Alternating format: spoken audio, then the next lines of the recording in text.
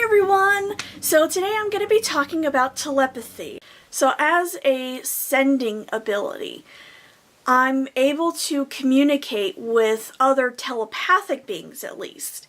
My mom, as I grew up and started coming into my abilities more, she started picking up my abilities. I don't know, I think our energies kind of mix a little bit.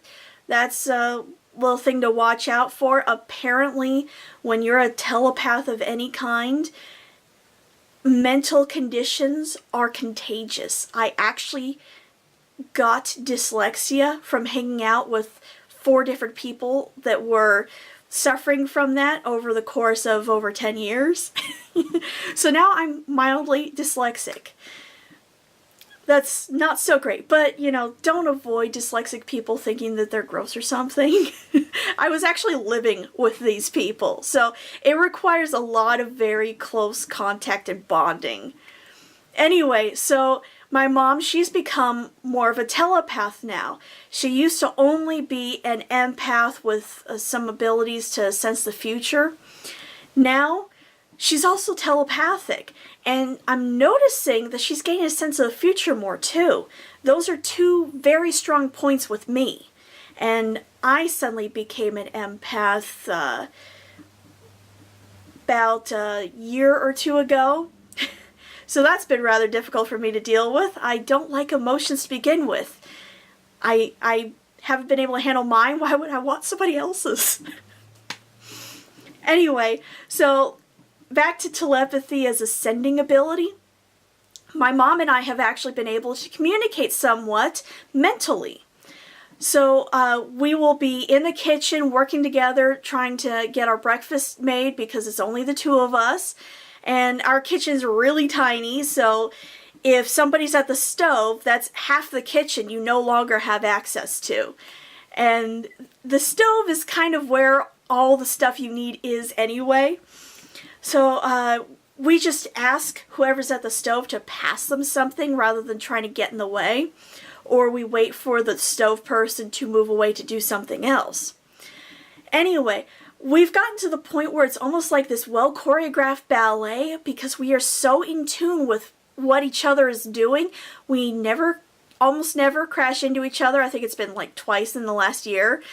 And we just always seem to be able to make the exact right decision at the exact right time to pass each other, get what we need, move on to the next task.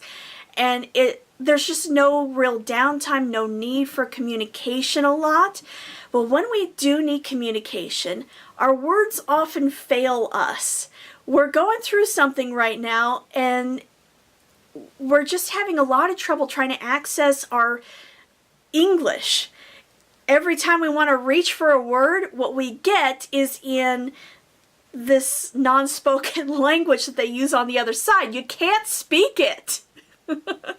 So it's not all that helpful with other people, but with the 2 of us, we are actually able to send that form of the word. It's a picture, an idea, whatever it is, and the other person picks it up and responds.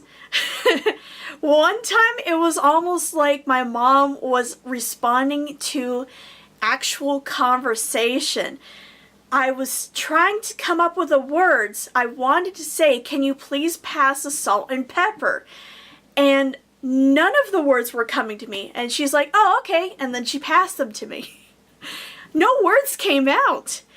Every so often, we're even confused about this. And we think that the other person actually said something when they didn't. I remember one time my mom and I were in the car going somewhere to do something, and I said one thing, she heard something completely different. I had said and thought both those things at the exact same time, but I said one and I thought the other because what I said didn't quite fit right, but the word was already coming out, and I couldn't really change it at that point. But what I really meant is what I thought to her, and that's what she heard. It's really funny, And oh my God, when we are out and about talking to people about anything, it's like you get the conversation in stereo, because she and I will be talking about something and we're just finishing each other's sentences, and every so often we say the exact same thing at the exact same time. Why? Because one of us picked it up and it came out both our mouths. I mean, we are like generational twins here, which my mom thinks is totally cool because she always wanted a twin. Me, I just think it's a funny situation because we're not technically twins, even though we look like each other and we sound like each other, and people we've known for years are somehow getting us confused. We're threatening to switch badges at our local Toastmasters meeting one time just to screw with people.